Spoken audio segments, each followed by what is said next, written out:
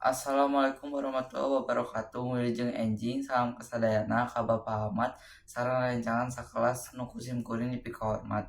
Puji syukur urang panjatkeun ka Gusti Nu Maha Suci nu paratos masihan kasehatan jeung kasempatan. Rerencangan sadayana dina kasempatan ieu abdi bade nyampaikeun biantara ngeunaan pentingna ngajaga kabersihan lingkungan. Kabersihan teh mangrupakeun bagian tina kahirupan urang sapopoe. Lamun lingkungan urang bersih, urang bakal ngarasa betah, sehat, jeung nyaman.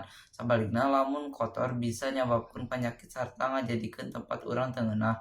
Kumaha carana ngajaga kabersihan lingkungan teh?